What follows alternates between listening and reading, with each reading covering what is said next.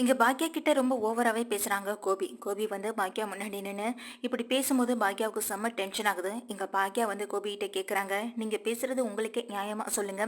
எந்த விதத்துல நியாயம்? இதை என்னால ஏத்துக்க கூட முடியாது. நம்ம பசங்களுக்கு நீங்க ஒரு நல்ல அப்பாவா நடந்துக்கிறேன்னு சொல்லியிருக்கீங்களே, எப்போ எந்த இடத்துல நீங்க ஒரு நல்ல அப்பாவா நடந்திருக்கீங்க சொல்லுங்க பாப்போன்னு சொல்லி எங்க பாக்யா கேட்க, அதுக்கு கோபி சொல்றாங்க, எந்த இடத்துல நான் அவங்களுக்கு நல்ல அப்பாவா இல்ல, எல்லா இடத்துலயும் அவங்க ஆசைப்பட்டதை தேவைகளை நான் எல்லா இடத்துலயும் பூர்த்தி செஞ்சிருக்கேன். அவங்க ஆசைப்பட்டதுக்கு நான் எல்லாத்துக்கும் சரின்னு சொல்லியிருக்கேன் அப்படின்னு இங்க வந்துட்டு கோபி சொல்றப்போ எல்லாருமே உள்ள இருக்கவ எல்லாருமே வந்து இங்க வெளியில வந்து நிக்கிறாங்க. பாக்யாவை சுத்தி எதிர்க்க நிக்கிற எங்க கோபியையும் பாக்குறாங்க. என்ன எல்லாரும் முன்னாடி என்னை அசிங்கப்படுத்த நினைக்கிறியான்னு சொல்லும்போது, உங்களை நாங்க யாருமே இங்க கூப்பிடல, கூப்பிடாத இடத்துக்கு நீங்க எதுக்கு வந்தீங்க? உங்களுக்கு அது அசிங்கமா தெரியல?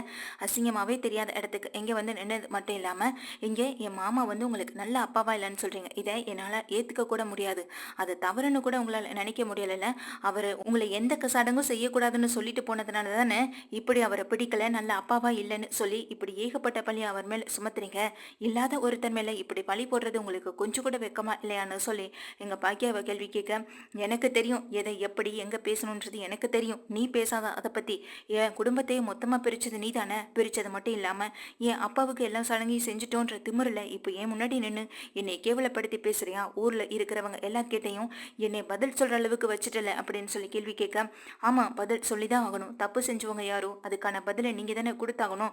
யாருமே என்கிட்ட வந்து ஏன் கேள்வி கேட்கல. ஏன் பாய்க்க நீங்க செஞ்சீங்க, உங்க ஹஸ்பண்டை ஏன் செய்ய விடலன்னு சொல்லி என்கிட்ட யாருமே கேள்வி கேட்கல. ஏன்னா எல்லாருக்குமே நடந்தது என்னன்றது நல்லாவே தெரியும். அப்படி இருக்கும் பொழுது என்கிட்ட வந்து யாரும் கேள்வி கேட்கிற அளவுக்கு நானும் வச்சுக்கல அப்படின்னு எங்க பாக்கியா சொல்ல, இதை பார்த்த எங்க கோபி வந்து பாக்கியாவை பார்த்து மறைக்கிறாங்க.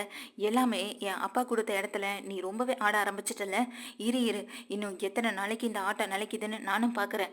எல்லாத்துக்கும் ஒரு முற்றுப்புள்ளின்னு ஒன்று இருக்கு, அது சீக்கிரமாவே உனக்கு கிடைக்கும்னு சொல்லும்போது அதுக்கு பாக்கியாவும் சொல்றாங்க எங்க கோபியை பார்த்து, ஆமா எந்த இடத்துலையும் முற்றுப்புள்ளி எல்லாருக்குமே கிடைக்கும் தான், ஆனா அந்த முற்றுப்புள்ளி உங்களுக்கு எப்போவோ வச்சாச்சு அப்படின்னு சொல்றாங்க.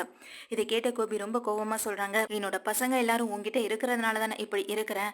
என் பசங்களும் ஒரு நாள் என்னை தேடி வருவாங்க, அன்னைக்கு இருக்கு, அன்னைக்கு நீ தனி மரமா நிப்பன்னு சொல்லும்போது இங்க இனியா செலியன் எழில் 3 பேரையுமே எங்க பாக்கியா திரும்பி பார்க்க, இங்க எழில் செலியன் 2 பேருமே பயங்கரமான ஒரு கோபம் வருது. உடனே அவங்க 2 பசங்களுமே வராங்க. அம்மா நீ ஒரு நிமிஷம் இருன்னு சொல்லிட்டு எங்க வெளியில வரவங்க எங்க கோபியை பார்த்து கேட்குறாங்க, ஆமா எங்க பசங்களுக்கு நல்ல அப்பாவா நடந்திருக்குன்னு சொன்னீங்களே, எந்த விதத்துல எங்களுக்கு நீங்க நல்ல அப்பாவா நடந்திருக்கீங்க சொல்லுங்க பார்க்கலான்னு சொல்லும்போது சுத்தி இருக்கவங்க எல்லாருமே எங்க கோபியை வேடிக்கை பார்க்க, என்னடா என்ன உங்க அம்மா கூட சேர்ந்துட்டு என்ன நீங்களும் அசிங்கப்படுத்துறீங்களான்னு சொல்லி கேட்க, இல்ல இல்ல நீங்க சொன்னதுக்கான பதிலை தான் நாங்க கேட்குறோம். எந்த இடத்துல நீங்க எங்களுக்கு நல்ல அப்பாவா நடந்திருக்கீங்க அதை முதல்ல சொல்லுங்க பார்க்கலாம் அப்படின்னு கேட்குறாங்க. என்னடா உங்களை நல்லா படிக்க வச்சிருக்கேன், நீங்க ஆசைப்பட்டதை நான் செஞ்சிருக்கேன், எல்லா இடத்துலையும் உங்களுக்கு நல்ல அப்பாவை தானே நடந்திருக்கேன்னு சொல்லும்போது அதை நீங்க தான் சொல்லிக்கணும். எந்த இடத்துலையுமே நீங்க எங்களுக்கு ஒரு அப்பாவா இல்லை. பிரச்சனைன்னு ஒன்று வரும்பொழுது அதை துணிச்சு நின்று போராடுறது எங்க அம்மா மட்டும்தான். எந்த இடத்துலையும் பிரச்சனைன்னு வரும்போது எங்களுக்கு பக்கபலமா நீங்க நின்னதே கிடையாதே. நான் ஜெனிய எங்க உயிருக்குயிரா காதலிச்சேன், ஜெனிய கல்யாணம் பண்ணிக்கணும்னு ஆசைப்பட்டேன். ஆனா இங்க கடைசி வரைக்கும் அதுக்கு தடையா இருந்தது யாரு? நீங்க தானே. நீங்க தான் இந்த கல்யாணத்துக்கு சம்மதிக்கவே இல்லை. ஆனா இங்க அம்மா எங்க ஜெனி வீட்டில் போராடி அவங்கள சம்மதிக்க வச்சு என்னைய ஜெனி கூட சேர்த்து வச்சது எங்க அம்மா தான். அதே போல எங்க எழில சொல்றாங்க, எங்க அமிதாவை கல்யாணம் பண்ணிக்கணும்னு சொல்லிட்டு வந்து நிற்கும் பொழுது குடும்பத்துல யாருமே ஒத்துக்கல. ஆனா அம்மா தான் எனக்கு பக்கபலமா இருந்தாங்க. என்னுடைய ஆசையை அவங்க தான் வந்துட்டு புரிஞ்சுக்கிட்டாங்க. எங்க அமிர்தாவுக்கு ஏற்கனவே ஒரு குழந்தை இருக்குன்னு தெரிஞ்சதுனால தான் நீங்க அவங்கள எல்லாம் ஏத்துக்கல. ஆனா எங்க அம்மா அமிர்தாவோட குணத்தை தான் பார்த்தாங்க. அவளுக்கு ஒரு குழந்தை இருக்கும், அவளுக்கு ஏற்கனவே கல்யாணம் ஆயிடுச்சோ அப்படின்ற ஒரு விஷயத்த பத்தியெல்லாம் அம்மா யோசிக்க கூட இல்லை. அம்மா வந்துட்டு எப்போதுமே பசங்களோட சந்தோஷத்துக்காக மட்டுமே தான் இங்க இருக்கிறவங்க. அப்படி பார்க்கையில உங்களை விட எங்க அம்மா தான் எங்களுக்கு எல்லாமே. அம்மா தான் எங்களுக்கு அம்மாவாகவும் ஒரு அப்பாவாகவும் எல்லா இடத்துலையும் நடந்திருக்காங்க. நீங்க எந்த இடத்துல எங்களுக்கு அப்பாவும் நடந்திருக்கீங்க எங்களுக்கு உண்மையிலேயே புரியல. இங்க செலியனுக்கு ஒரு கஷ்டம் வரும்போதும் அவன் கூட நிக்கல, எனக்கு ஒரு கஷ்டம் வரும்போதும் என் கூட நிக்கலன்னு சொல்லும்போது, இங்க நீங்கெல்லாம் போங்கடா, நீங்க எப்போதுமே உங்க அம்மாவை விட்டு கொடுக்க மாட்டீங்க, அது எனக்கு நல்லாவே தெரியும்னு சொல்லி எங்க கோபி சொல்லும்போது, என் பொண்ணு இனியா எனக்காக எப்போதுமே இருப்பா, அவ எப்பொழுதும் என்னை விட்டு கொடுக்க மாட்டா அப்படின்னு சொல்லிட்டு எங்க இனியாவை பாக்குறாங்க. இனியா அப்படியே எதுவுமே பேசாம நிற்கும் பொழுது இங்க இனியா வந்துட்டு உடனே தன்னுடைய அப்பா கிட்ட சொல்றாங்க, அண்ணனுங்க சொல்றதுதான்ப்பா உண்மை. நீங்க எப்பொழுதுமே எங்களுக்கு ஒரு நல்ல அப்பாப்பா நடந்துக்கல, ஆசைப்பட்டதை செஞ்சுன்னு சொல்றீங்களே, எல்லா குடும்பத்திலையும் தான் எல்லா அப்பாவும் ஆசைப்பட்டதை செய்யறாங்க, அதுக்காக அவங்க நல்ல அப்பா ஆயிட போயிடுமா? எங்க குழந்தைங்களுக்கு ஒரு கஷ்டம் வரும்போதோ அவங்களுக்கு பக்கத்துல துணையா நின்று நான் உன் கூட இருக்கேன், உனக்கு எந்த பிரச்சனையும் வராதுன்னு சொல்றாங்க பாருங்க, அவங்க தான் உண்மையான அப்பா. அப்படி நீங்க எங்க அண்ணன்களுக்கும் நடந்துக்கல எனக்கும் நடந்துக்கலன்னு சொல்லும்போது இங்க ஈஸ்வரி அப்படியே சிரிச்சபடியே கெத்தா எங்க வந்துட்டு நம்ம கோபியை பாக்குறாங்க. கோபி உடனே சொல்றாங்க, என்னம்மா இனியா அப்படின்னு சொல்லிட்டு இங்க கேட்கும் பொழுது, ஆமா டாடி நீங்க இது வரைக்கும் என்ன ஒரு பிரச்சனையா இருந்தாலும் எனக்கு அந்த பிரச்சனையெல்லாம் முடிஞ்ச பிறகு அதுக்கு பிறகுதான் என் பக்கத்துல வந்து நிப்பீங்க. ஸ்கூல்ல ஒரு பிரச்சனை வந்தது. அந்த பிரச்சனை அப்பவும் அம்மா தான் வந்து பேசினாங்க. ஸ்கூல்ல ஒரு பொண்ணு சூசைட் அட்டம் பண்றதுக்காக பண்ணும் பொழுது அப்ப கூட அந்த பிரச்சனையில எனக்காக நின்னது அம்மா மட்டும்தான். அம்மா மட்டும்தான் தைரியமா இந்த விஷயத்த மீடியா முன்னாடி வெளிப்படுத்தினாங்க. அப்போ நீங்க நமக்கு எதுவும் பிரச்சனை வந்துருமோ நினைச்சு ஓடி போய் ஒளிஞ்சிங்க. அது உங்களுக்கு ஞாபகம் இல்லையா? அப்ப கூட அம்மாவுக்கு பின்னாடி என்ன நடக்கும்ன்ற ஒரு எண்ணம் இருந்ததுனால தான் நம்ம பொண்ணு ஸ்கூலுக்கு அனுப்பணும், திரும்ப யாராலையும் என் பொண்ணுக்கு பிரச்சனை வந்துடக்கூடாதுன்னு நினைச்சதுனால தான் தைரியமா மீடியா முன்னாடி சொன்னி அந்த ஆளை வந்து போலீஸ்லயும் பிடிச்சு தள்ள வச்சாங்க. ஆனா நீங்க என்ன பண்ணீங்க? இதனால நம்ம பொண்ணுக்கு பிரச்சனை வந்துடும், நம்ம குடும்பத்துக்கு பிரச்சனை வந்துடும், நம்ம நேம் ஸ்பாயில் ஆயிடும், இப்படி ஏகப்பட்ட காரணங்களை வச்சுட்டு அம்மாவை திரும்பவும் சண்டை போட்டீங்க, அம்மாவை கஷ்டப்படுத்தினீங்க. இதை மட்டும்தான் நீங்க செஞ்சீங்க. வேற என்ன உங்களால செய்ய முடிஞ்சது? அந்த இடத்துல ஒரு தைரியமான ஒரு அம்மாவா நான் பார்க்கல, எனக்கு ஒரு அப்பாவா அந்த இடத்துல நான் என் அம்மாவை தான் வச்சு பார்த்தேன் அப்படின்னு இங்க இனியா சொல்றாங்க. இதை கேட்ட கோபிக்கு ரொம்ப பெரிய அதிர்ச்சியா இருக்கு. அது மட்டும் இல்லாம இனியா சொல்றாங்க, காலேஜ்ல இப்ப கூட ஒரு காலேஜ்ல இந்த பார்ட்டி விஷயமா போகும்போது வெளியில பிரச்சனை வந்தப்ப கூட அப்ப கூட அம்மா தான் ஓடி வந்து நின்னாங்க. நீங்க பிரச்சனை எல்லாம் முடிஞ்ச பிறகு அடுத்த நாள் என்னை பாக்குறதுக்காக வந்தீங்க. எப்போதுமே பிரச்சனை முடிஞ்ச பிறகுதான் உங்களுக்கு எங்க எல்லாருமே கண்ணு தெரியுமே தவிர பிரச்சனைன்னு ஒண்ணு நடக்கும் பொழுது அப்போ எங்க கூட இருந்து எங்களுக்கு துணையா நீங்க நின்னதில்ல. ஏன் அம்மாவுக்குமே பிரச்சனை நடக்கும்போது அப்போ நீங்க அவங்களுக்கு பக்கபலமா இருந்ததில்ல. அம்மாவுடைய மொத்த பணமும் இங்க வேலை பார்க்குற ஆளுங்களுக்கு கொடுக்க முடியாம அக்கௌண்ட்ல இருந்து எங்க மத்தவங்க கிட்ட போகும்போது அதுக்காக எங்க அம்மாவுக்காக ஓடி ஓடி அலைஞ்சது எங்க செல்லியன் அண்ணனும் எழில் அண்ணனும் மட்டும்தான். அப்ப கூட அம்மாவுக்கு சரி நான் துணையா இருக்கேன், இப்போதைக்கு இந்த பணத்தை வேலை பார்த்த ஆளுங்களுக்கு கொடு, மீதியை நம்ம அப்புறம் பார்த்துக்கலாம், நம்ம குடும்ப பிரச்சனை, நம்ம வீட்டுக்கு முன்னாடி வந்து சத்தம் போடுறாங்களே நினைச்சு அப்ப கூட நீங்க அம்மாவுக்கு துணையா நிக்கல. இப்படி எல்லா விஷயங்களிலையும் நீங்க அம்மாவுக்கும் சரி இங்க பசங்களுக்கும் சரி நீங்க துணையாவே இல்லைட்டாடி. அப்படி இருக்கப்போ எந்த விதத்துல நீங்க ஒரு நல்ல அப்பாவா இருந்திருக்க முடியும், எந்த விதத்துல இந்த வீட்டுக்கு ஒரு நல்ல ஒரு மகனாவும் இருந்திருக்க முடியும்னு சொல்லி இனியா கேள்வி கேட்க, சபாஷ் இனியா, இப்படி ஒரு பதில தான் உங்ககிட்ட எதிர்பார்த்தேன்னு எங்க பாக்கியா சொல்ல இங்க ஈஸ்வரி கேட்குறாங்க, பெத்த பசங்களே உன்னை இவ்வளவு கீழ்த்தரமா நினைக்கிறாங்க, அந்த அளவுக்கு அவங்க மனசுல இப்படிப்பட்ட ஒரு இடத்த தண்டா நிரப்பி வச்சிருக்க, அதெல்லாம் விட்டுட்டு எப்படிரா உனக்கு கொஞ்சம் கூட கூச்சமே இல்லாம இப்ப இங்க வந்து கூப்பிடாத இடத்துல வந்து நின்று நான் ஒரு நல்ல தகப்பனா நடந்திருக்கேன், ஆனா என்னுடைய தகப்ப எனக்கு நல்ல முறையில நடந்துக்கலன்னு சொல்றேன், உனக்கு கொஞ்சம் கூட அசிங்கமா இல்ல? உனக்கு ஒரு நல்ல பொண்ணை பாக்கியாவை பார்த்து கல்யாணம் பண்ணி வச்சிருக்காரு, அதையும் தாண்டி 3 பசங்களை பெற்றதுக்கு பிறகு நீ பண்ண தவறுகள் எதுவுமே தவறு இல்லை, ஆனா தவறே பண்ணாம இங்க வந்துட்டு நல்லதை மட்டுமே நினைச்சிட்டு இருந்த என் புருஷன் உனக்கு கெட்டவரா தெரியறாரா? இப்படிப்பட்ட நீ எல்லாம் இந்த உலகத்துல வாழக்கூட தகுதியே இல்லாத ஆளு.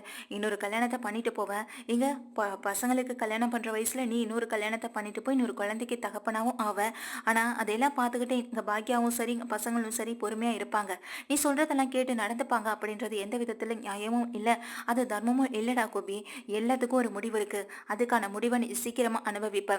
எந்த வாழ்க்கையை நம்பி போனியோ அந்த வாழ்க்கை ஒன்று சீக்கிரமாவே கைவிட்டு போடும் அப்படின்னு சொல்லும்போது, என்னம்மா என்ன சாபம் பண்றீங்களா அப்படின்னு சொல்லி கேட்குறாங்க. ஆமாண்டா, இது சாபம்னே நினைச்சுக்கோ, கண்டிப்பா இது சாபம் தான். நீ எந்த வாழ்க்கையை நம்பி போனியோ அந்த வாழ்க்கை உனக்கு நிலைக்கவே நிலைக்காது, அந்த வாழ்க்கை சீக்கிரமாவே உன்னை விட்டு போயிடும். அப்போ உன்னுடைய உண்மையான குணத்தை நினைச்சு ராதிகாவே உன்னை தூக்கி எறிஞ்சிட்டு போயிடுவாடா அப்படின்னு இங்க வந்துட்டு ஈஸ்வரியும் சாபம் விடுற மாதிரி சொல்ல, இதெல்லாம் கேட்ட கோபி ரொம்ப அசிங்கப்பட்டு சுத்தி இருக்கவங்க எல்லாம் முன்னாடி அசிங்கப்பட்டு நிக்க அக்கம் பக்கத்துல இருக்கிற எல்லாருமே ஒருத்தர் மாத்தி ஒருத்தர் பேசிக்கிறாங்க. பசங்க எல்லாம் பேசுறத கவனிச்சான்னு சொல்லி அவங்க பேசிக்கிறது இங்க கோபி காதலை விழுது. கோபி வந்து யோசிக்கிறாங்க.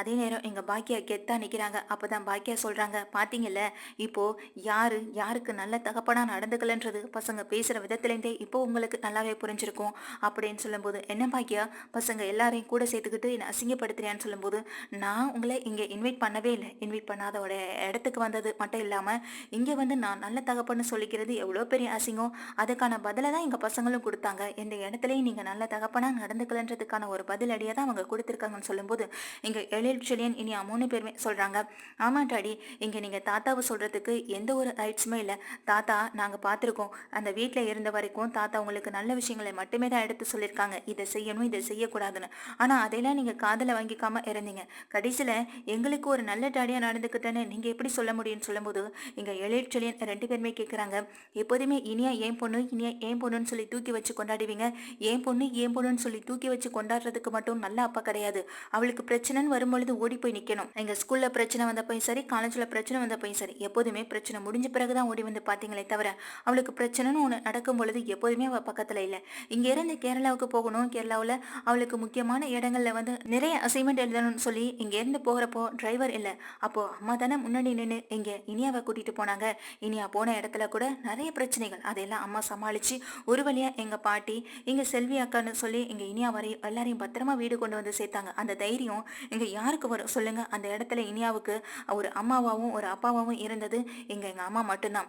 இங்க இனியாவுக்கு மட்டும் இல்ல, எனக்கு பிரச்சனை வரும் பொழுதும் சரி, இங்க எழிலுக்கு வந்துட்டு கணேஷ் மூலமா பிரச்சனை வரும் பொழுதும் சரி, எனக்கு மாலினி மூலமா பிரச்சனை வரும் பொழுதும் சரி, எல்லா பிரச்சனைகளையும் தீர்த்து வச்சது அம்மா தானே தவிர நீங்க கிடையவே கிடையாது. அப்படி இருக்கப்போ எந்த ஒரு தைரியத்துல இப்ப நீங்க இங்க வந்து நான் நல்ல அப்பா நல்ல அப்பான்னு நீங்க சொல்லிக்கிட்டா ஒரு நல்ல அப்பாவா உங்களால ஆக முடியுமா? கண்டிப்பா முடியவே முடியாது.